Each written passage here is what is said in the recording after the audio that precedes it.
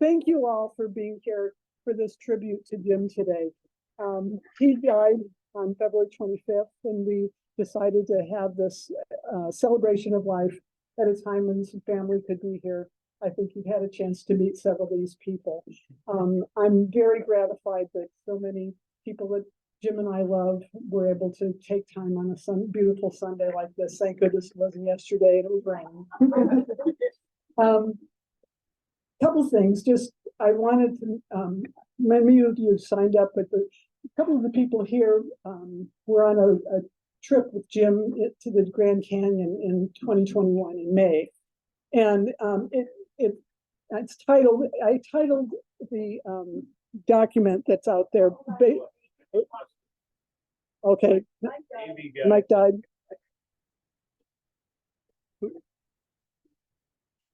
Hello. Check. Nope. Yeah, the battery's dead. Is it? It looks like it is.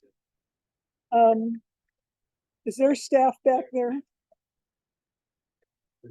I can also interpret and just yell out everything that you need to say. And like Garrett Morris on Saturday Night Live.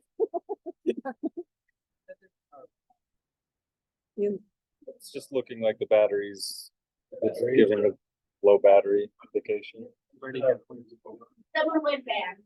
Yeah. Talk amongst yourselves. Yeah.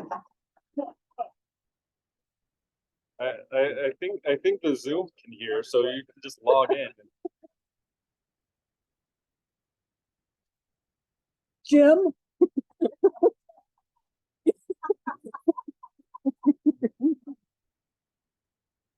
Saying it's too much.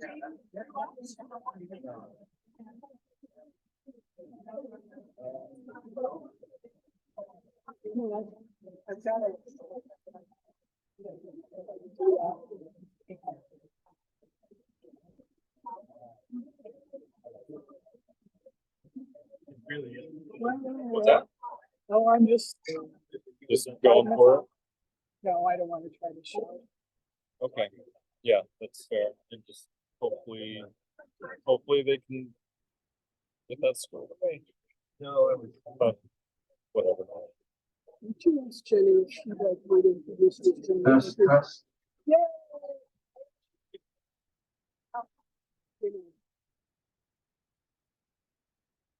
But I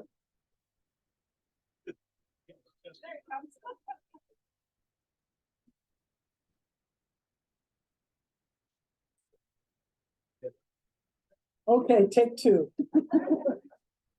What I wanted to just make a brief announcement, not really an announcement, but as I was saying, a couple years ago, Jim and some friends that were here were down at the Grand Canyon, and it turned into quite a hell of a trip.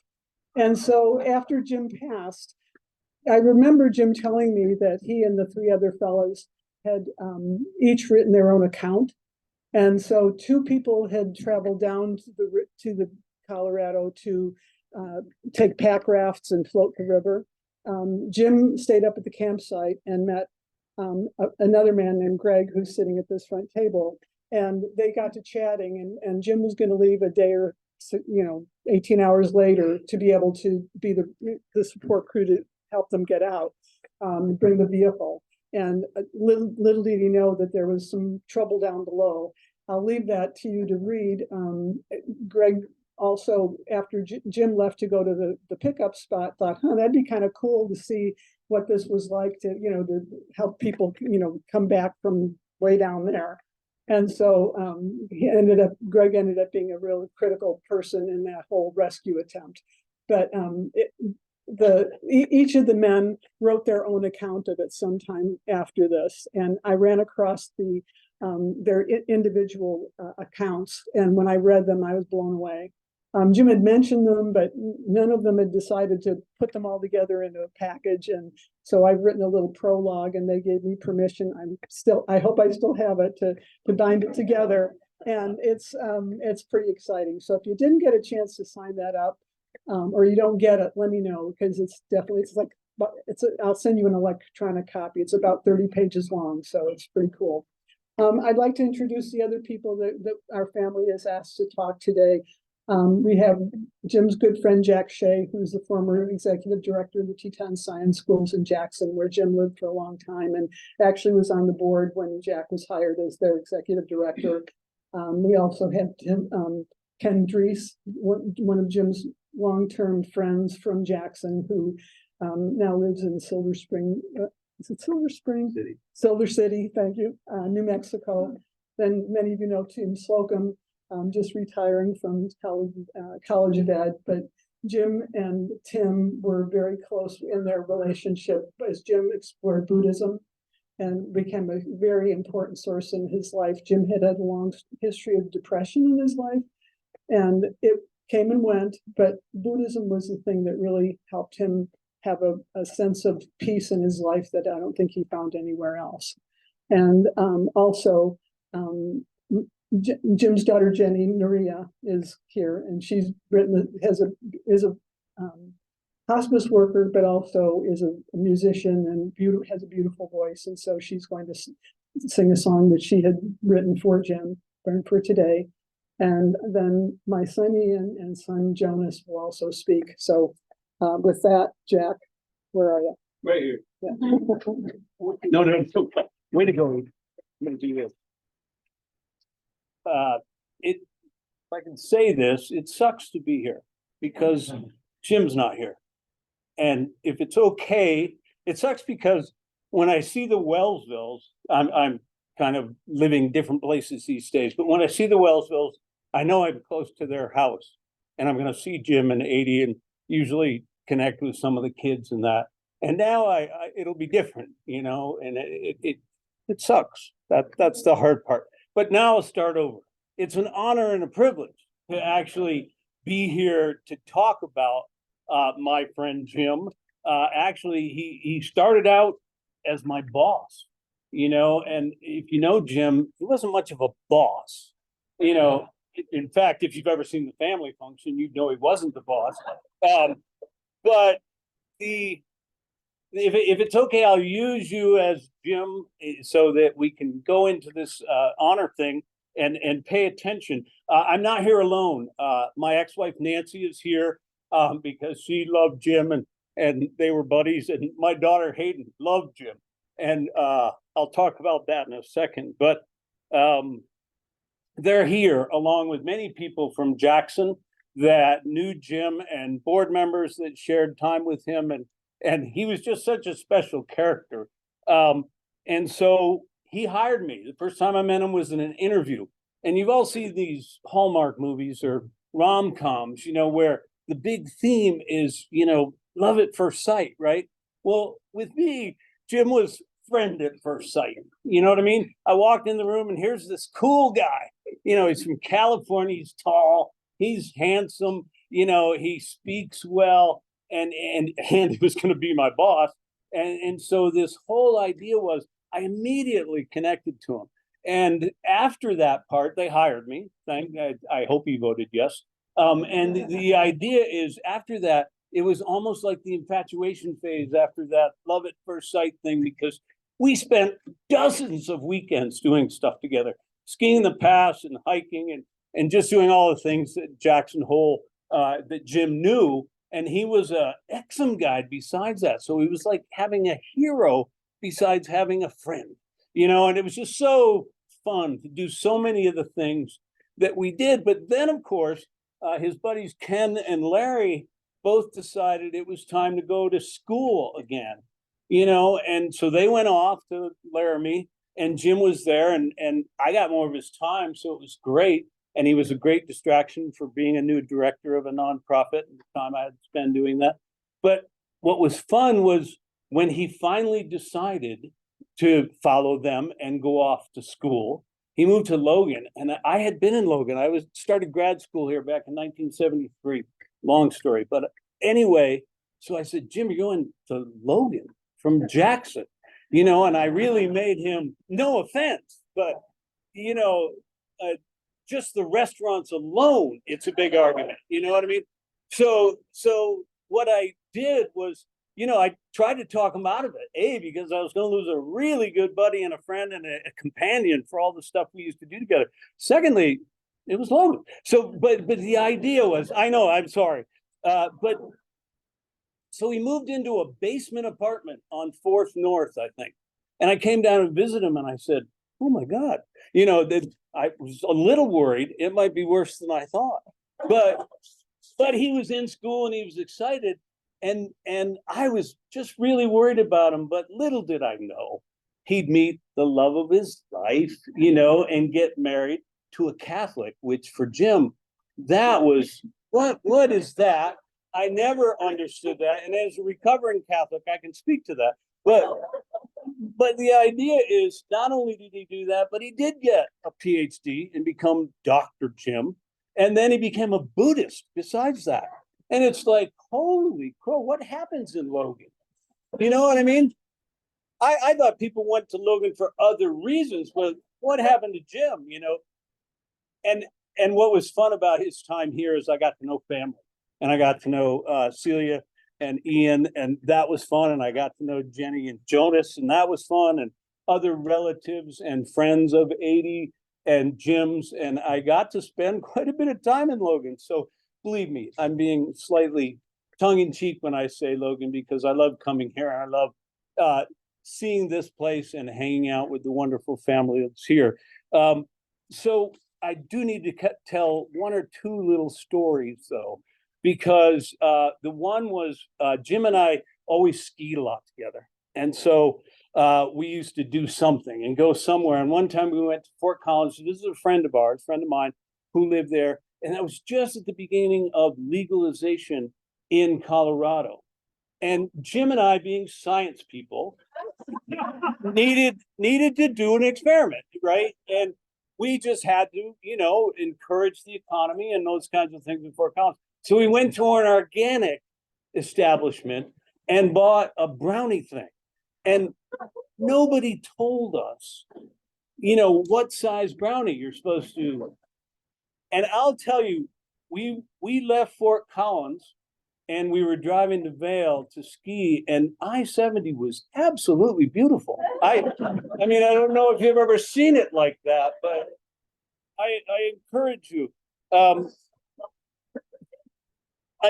Another time was, and that was just fun. Jim and I did a lot of stuff that was fun. Another time was about trust. And Jim actually took Benj and I and our wives at the time up the Grand in a fire.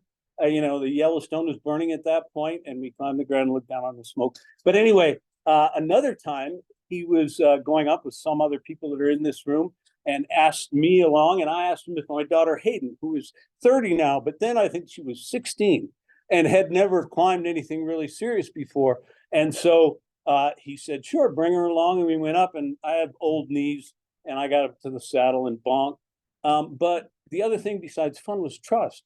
And I just trusted Jim and his buddies so much that I think there were 4 other guys besides Jim that I just let my 16-year-old daughter go along with them, and she summited, and that was the kind of friendship we had. And then finally, I think the other one is, I'm not a hot weather person, but Jim became one. That's what happens when you move to Logan, I guess. And the idea was that he said, let's go on a little canyoneering trip. And I said, okay. I wasn't really excited about it, but it was Jim, so I'd go do it. And I said, where are we going? And he says, the Dirty Devil River. And Larry's on his way there sometime in the next month or something like that. But I was thinking this is like, just, okay, fine. Dirty Devil River, it's an exaggeration, right? It kind of like, but then I remembered that Utah people don't exaggerate much. It's like the fiery furnace is indeed, And so little did I know the Dirty Devil River would be the dirtiest river I've ever seen in my life, that was supposed to be you drank it. And I couldn't believe it. And so that was our sense of adventure. I would follow Jim anywhere and do anything. And so I drank the Dirty Devil River. I mean, besides wading through it and the other stuff you do in those canyoneering trips, but drinking it was the most adventurous thing I did. So I will end with what made Jim my most special friend, though. And it was his ability to argue. You know what I mean? And think about the friends you have. You know, a really good friend is somebody you can argue with and still be great friends. Now, many of us can't do that. I'm divorced. But, you know, the idea is if you can find the friend that you can argue with, and Jim could argue forever. I don't know how you guys stayed married, but he would change his position all of a sudden. He would use that big brain of his and he would just argue, and he and I would argue forever. I remember one time my daughter, after Jim left, said, are you guys friends, Dad? And I said, yeah, Jim and I just do this. We argued. So I think I'll end with my friend Jim and encourage all of you to go home and find somebody to argue with.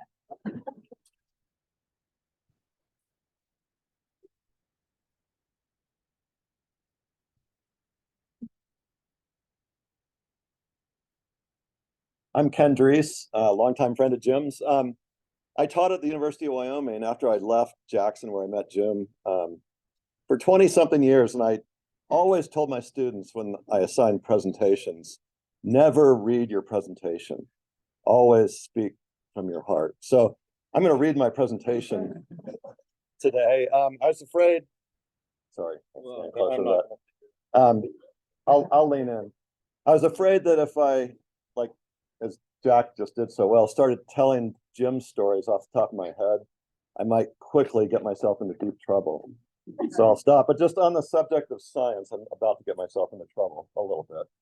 I would say that if Jim offers you a chocolate chip cookie when you're getting ready to drive, say from Page, Arizona to some remote trailhead in the Grand Canyon, and he sort of raises his eyebrows a little bit as he hands you the cookie, you might think about what that cookie might have in it. But with that, I'm going to read just a little thing that I wrote. I met Jim over 40 years ago when I moved from Virginia to Wyoming after college. He was part of a small group of Jackson climbers, most of us in our 20s then, some of us here tonight, who became lifelong friends bonded by travel, adventure, and misspent youth. Jim was a little different. He was older and more responsible. He even had a career. We forgave him because he loved the dirtbag life, maybe even more than we did. He could afford a hotel and a good meal out, but instead he cooked sketchy dinners on his Coleman stove and slept on the ground or stuffed himself into the back of his Explorer at night. Most of my time with Jim was spent trying to get to the top of something during our climbing phase, to the bottom of something during our canyoneering phase, or figuring out why he liked wine from a box during our sitting around the campfire phase. Except for the wine, Jim was an innovator. He introduced us to the folding side table, an ingenious piece of camp furniture that gives you a place to set your drink, chips, and salsa while you wave your arms around, telling stories about the day's adventures. He introduced the unbreakable plastic cocktail glass, which if you don't have one of those, you should get one. He carried a portable file box in his Ford Explorer that contained a trove of information about obscure desert hikes. He once had a powerful green laser that he used to point out the constellations he knew so well. Jim was just over 12 years older than me, but I couldn't keep up with him even when those years landed him in his 70s.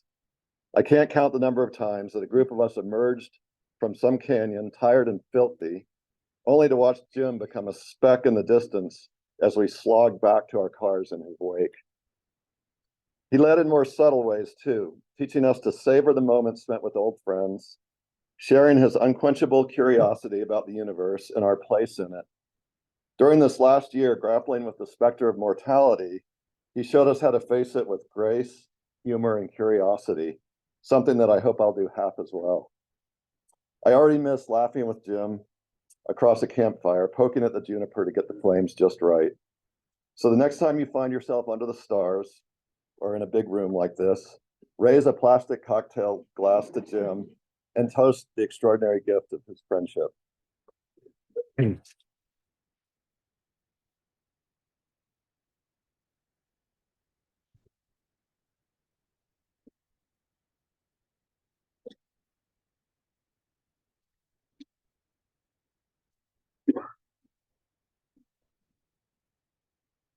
Not, not worth it. So I also am not a big fan of reading presentations and have some notes. It's been extraordinarily hard for me to come up with words for this occasion to think about Jim and my relationship with him and just try to characterize that in a way that makes any sense at all and does any justice.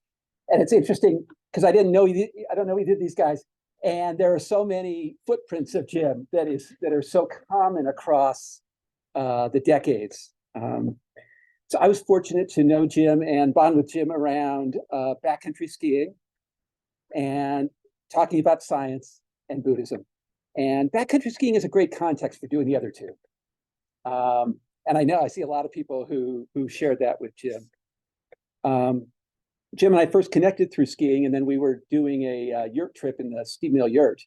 And other people didn't show up, so it was just the two of us. And I was reading a book called Buddhism Without Beliefs. And at one point, Jim said, what's that stuff about anyway? And yeah, we ended up talking the rest of the trip about that. Jim, of course, was a completely thoroughgoing scientist, a person, a modernist in the philosophical sense. And there was really no compromising on that. And in fact, he was such a thoroughgoing scientist that he had a lot of skepticism, even about his own most deeply held beliefs, and a lot of humility. And I think everybody who knew him probably recognized that there was just this deep questioning that was very thorough and very humble. And that opened him to a lot of things, including thinking about Buddhism. And as Adi said, what really motivated his practice was that he had direct experience with that dark cloud of depression, and which many of us do. And that really motivated an interest in what can be done about that in a way that kind of makes sense, both scientifically and also from a first-person experience. So his journey, of course, was one of deeply investigating. He always wanted to know why, of course. And that applied to both like reading books and learning the concepts and the teachings, and also the meditation practice of directly exploring, directly looking at what is it that's going on in our lives. And in that way, Jim's approach to Buddhism is very similar to his approach to the rest of his life that I'm sure all of you relate to. In fact, there's a practice in the Korean San tradition where all you do in meditation, like for monks who meditate constantly, all you do is you watch what comes up, watch what's going on in the mind, and you say, what is this? What is this? And you investigate, what is this thing that is happening in one's consciousness? And to me, that completely epitomizes Jim's approach of asking, what is this? Whether it's about an experience of joy, an experience of suffering, an experience of depression, or an experience of backcountry skiing. And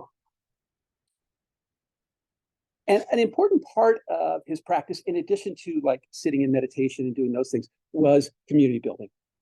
And there was nobody who did more for building the local Buddhist community than Jim.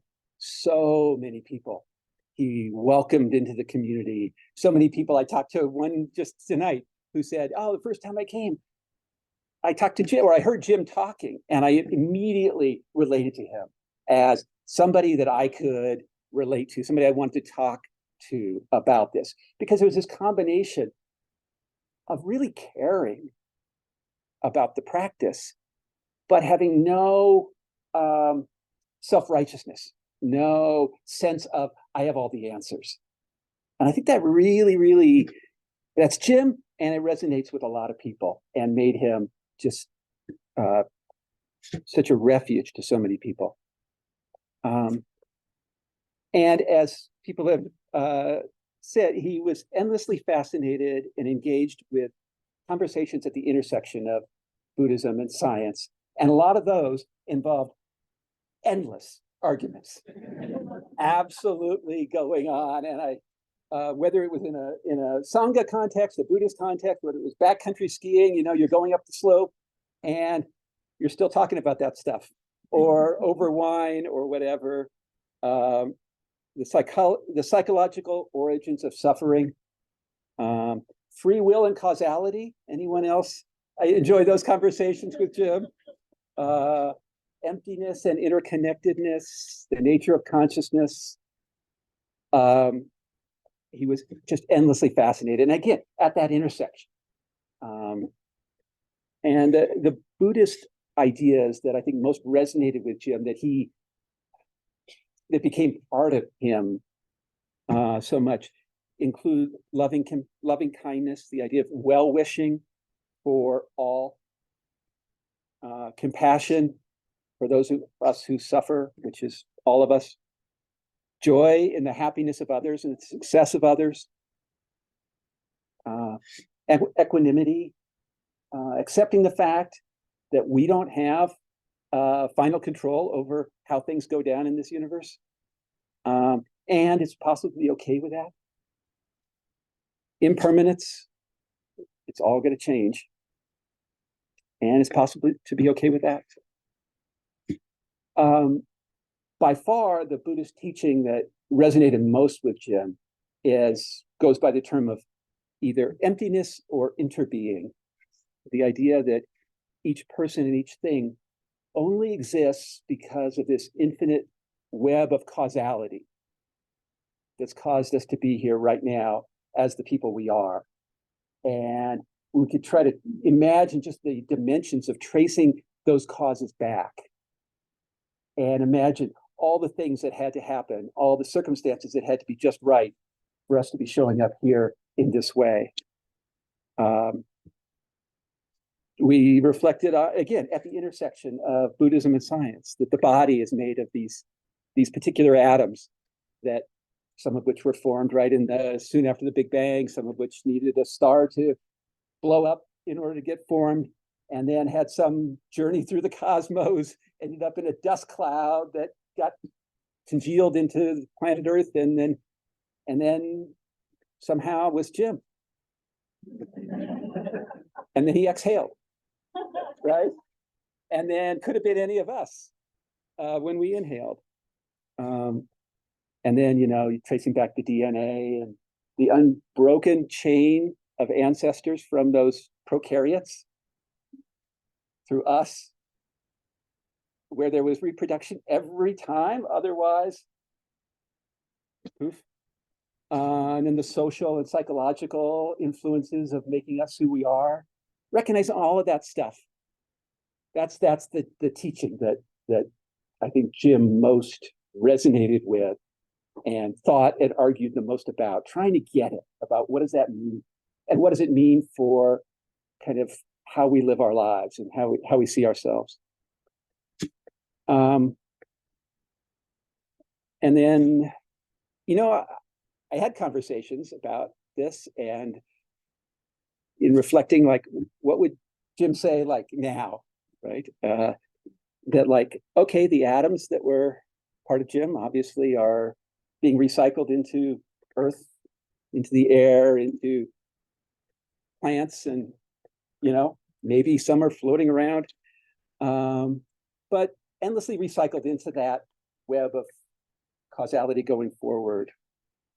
And then the acts during his lifetime, that each of us was contacted in some way by what he did and how he did it, and that who Jim was, the style, the person, and how that left some kind of a change in each of us, just a little bit different or a lot different because of that. And these stories are perfect examples of that.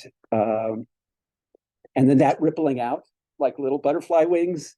Who knows how the part of me that's a little different because of my relationship with Jim affects all the people I touch. going out and those ripples and continuing of that web. And then, of course, Jim would have to say, well, what about consciousness?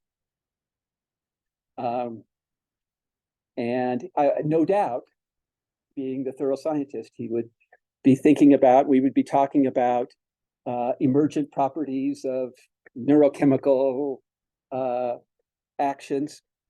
And as soon as we went down that road, he would probably say something like, isn't that more of an assumption than a conclusion? And as I said, the humility, he would not accept some simple answer.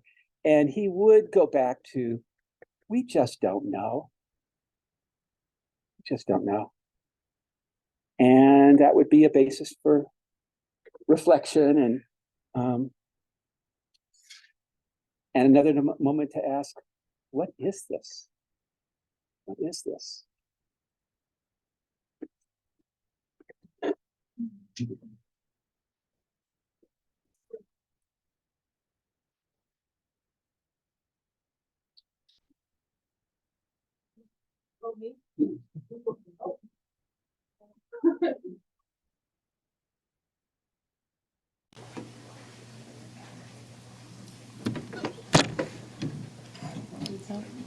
It is.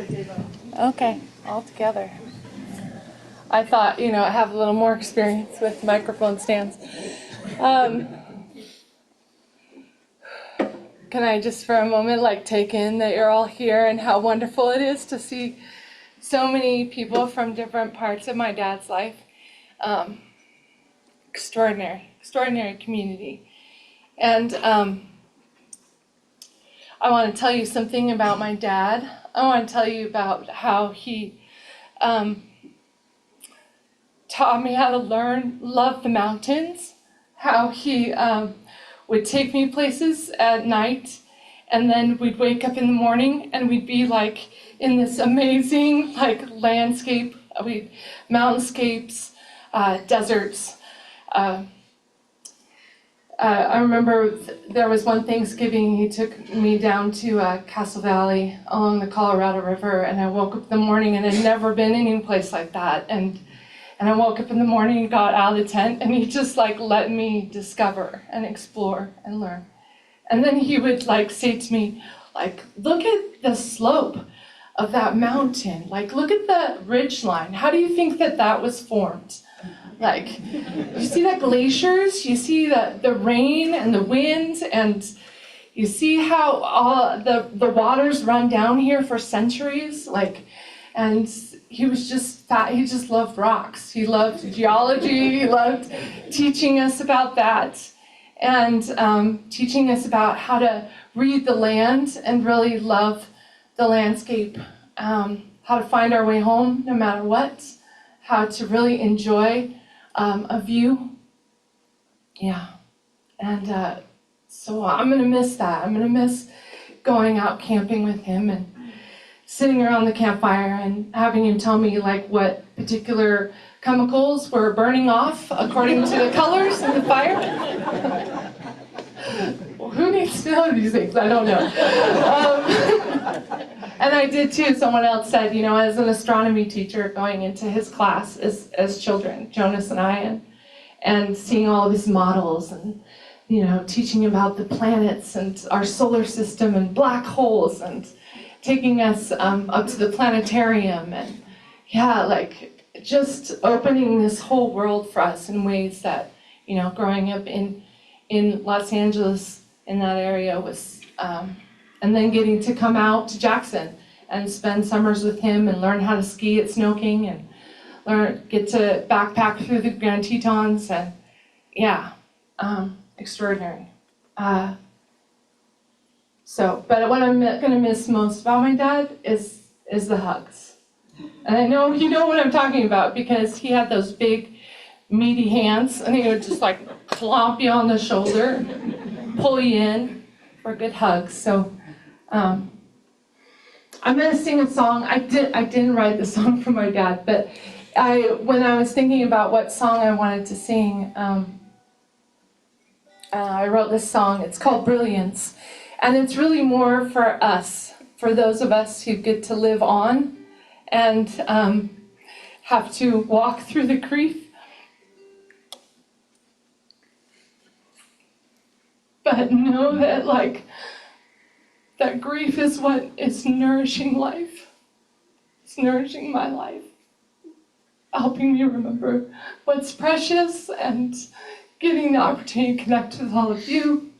And so the song's called Brilliance. I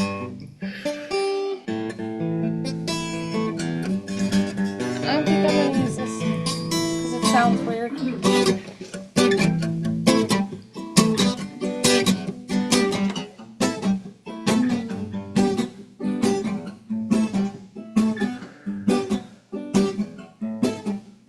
Some days when I stand up in the light of my truth,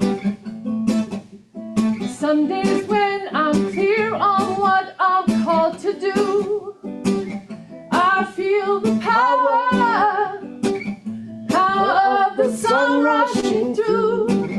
I feel the power, the possibility for me and you, dancing in the brilliance of this blessed life, swimming in the splendor of my heart and mind, dancing in the brilliance of this blessed life, swimming in the splendor of my heart and mind.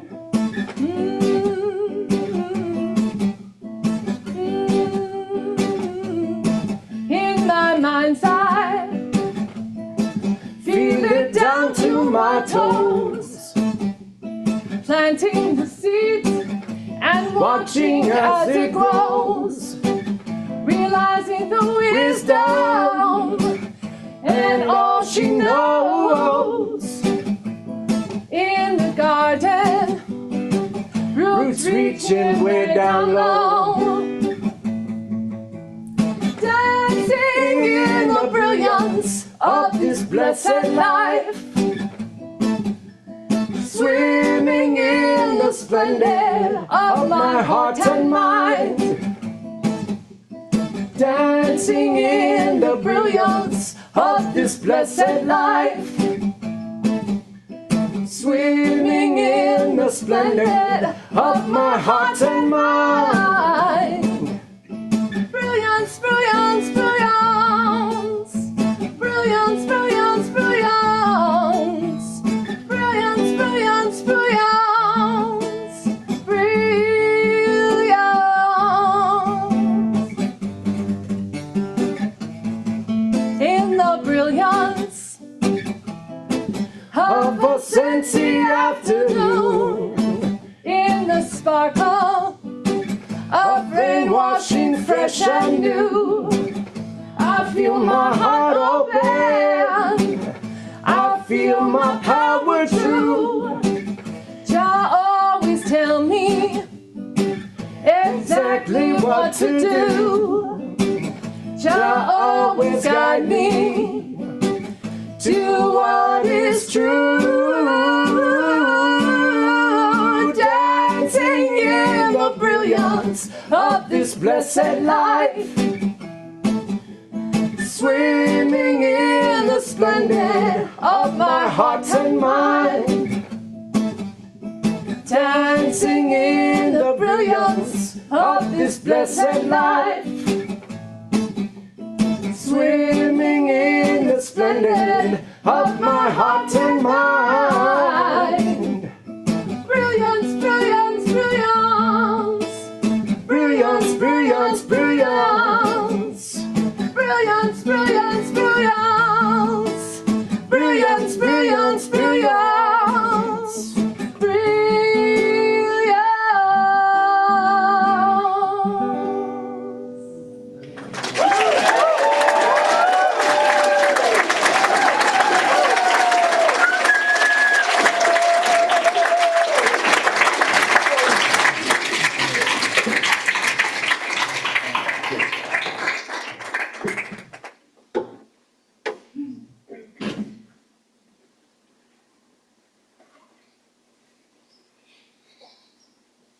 Oh, and this is my partner, Daniel. Sorry.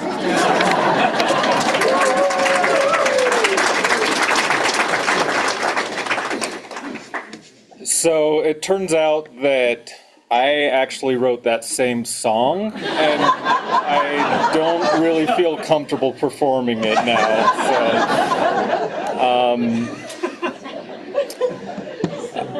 So, there's been enough of a recurring theme here tonight that I feel remiss without adding one more story about certain brownies that Jim may have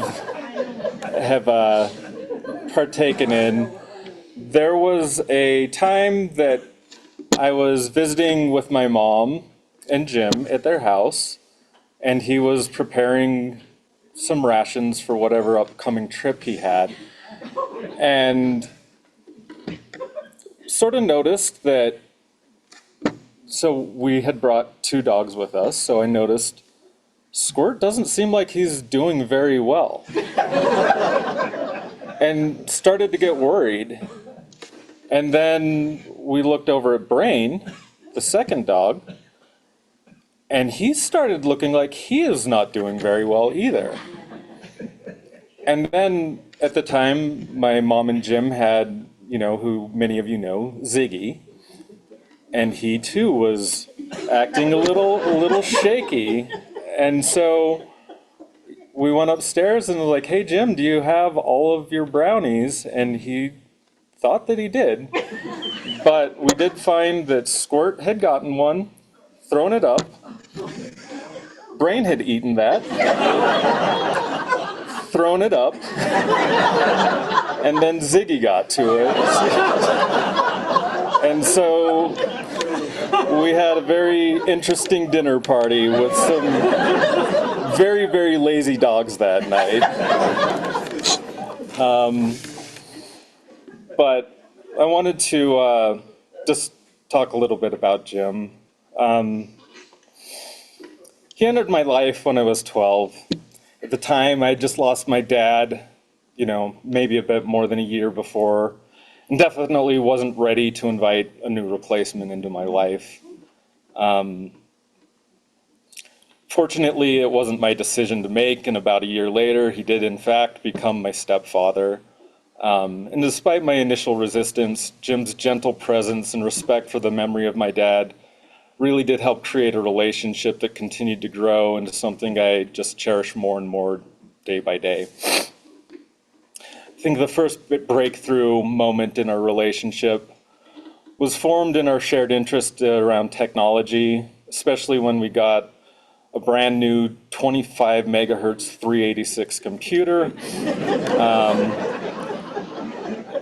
It really did spark my journey into technology and set a foundation for my future, which Jim would support the random ventures that I get myself into, which there's a lot of them and they're all over the place. But as time went on, his role sort of extended beyond just being a stepfather.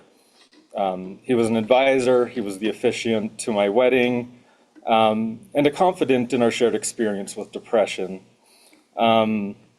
But through these experiences, I really became to understand the depth of his kindness, which is the loving kindness that I think all of us understood defined him.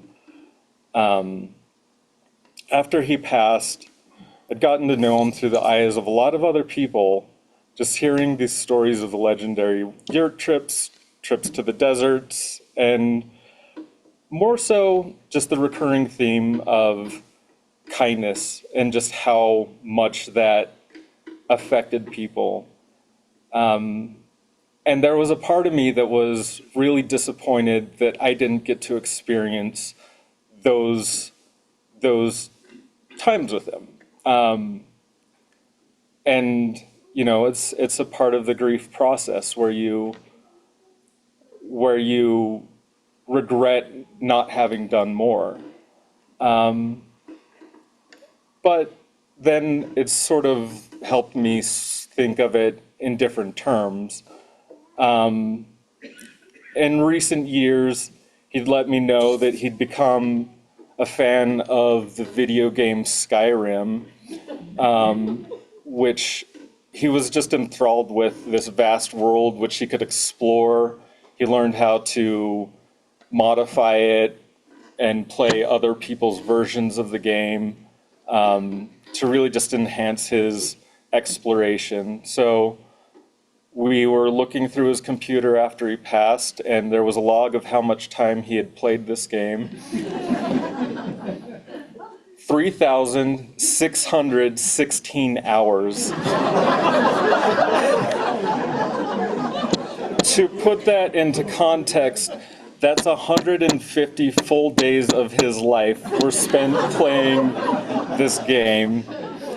And just exploring these virtual worlds. And it helped me really understand that even as his body started to decline after his first bout with lymphoma, you know, his mind remained as adventurous as ever, you know, delving into these worlds with the same sense of wonder that he applied to his real life excursions into the mountains, into, you know, Hawaii to see some active volcanoes, and of course the ever-present fascination with sedimentary geology.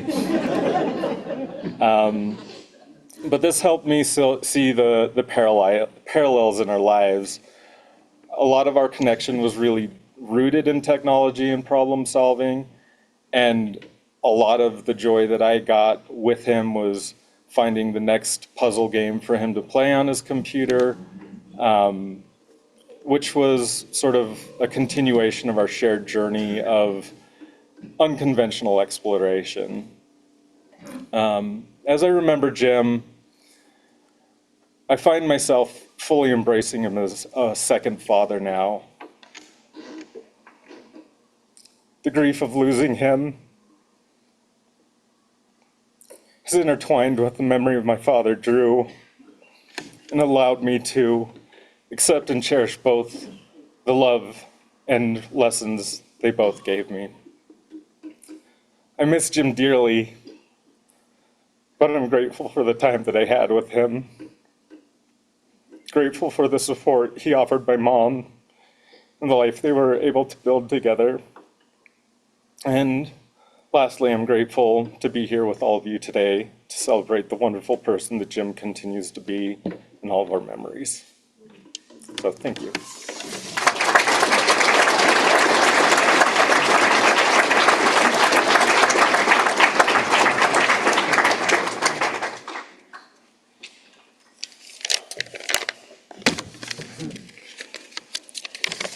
I usually am not a note person either, but, oh yes, let's see. I don't know, do I have any luck? Get close to it. I'll just grab this. Let's take care of that. Hello, I'm my father's son. I would like to invite all of you to close your eyes. Let's take a breath together. Gently inhale through your nose, exhale through your nose. And inhale, exhale. Jim is with you. May you feel his hand on your shoulder when you need him. What a friend. What a father.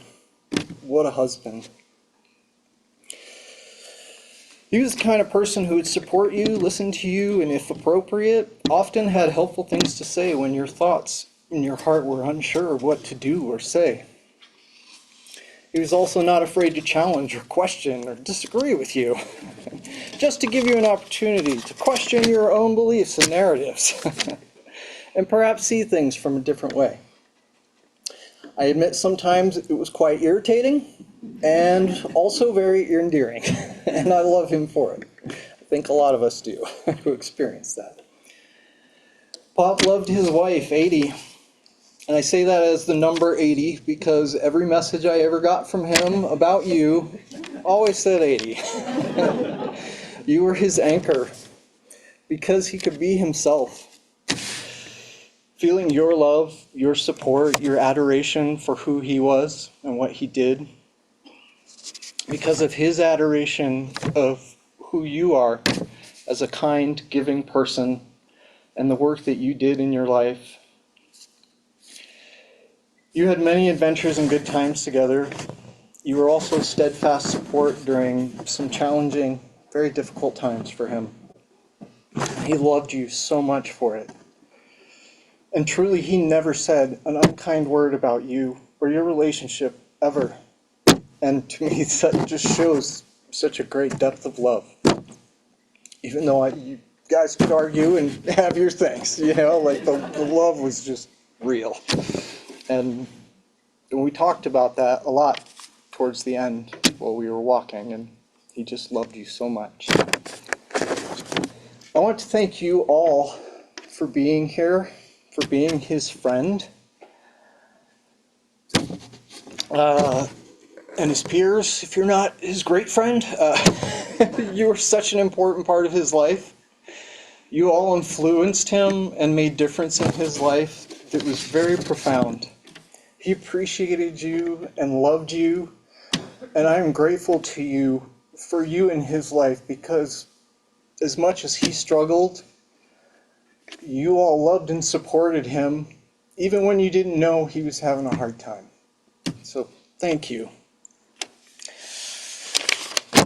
We have one battery's worth of life in this place to run around and see what life is about. Pop did it pretty well, I would say. He loved, explored, suffered, celebrated, learned, and grew in a way that was not selfish or seeking acknowledgement. He was helpful and generous towards others.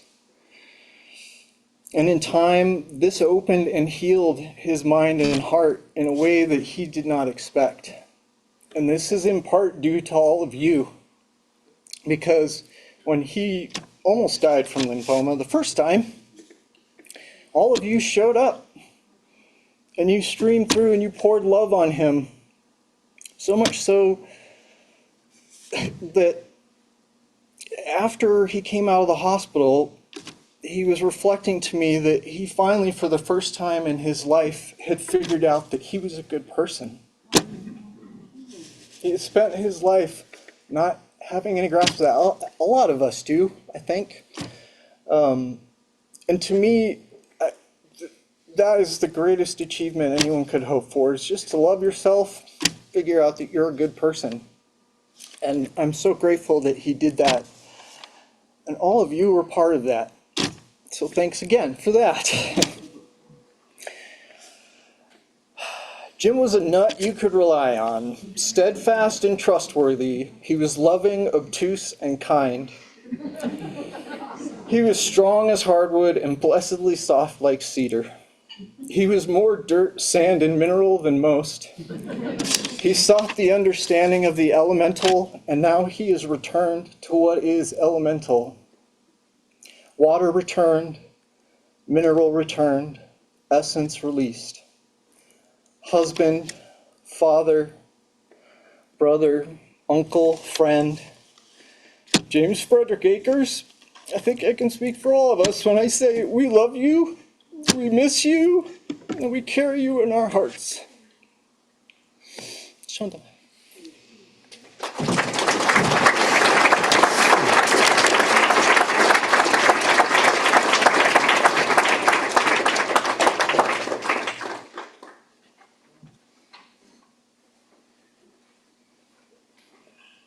I guess I didn't think about we have to wrap this up, but because it's me. Thank you everyone for coming. What beautiful words everybody had. Everybody spoke spontaneously. I mean, we didn't share any of this. I don't know about you guys, but I think they did a beautiful job. Thank you.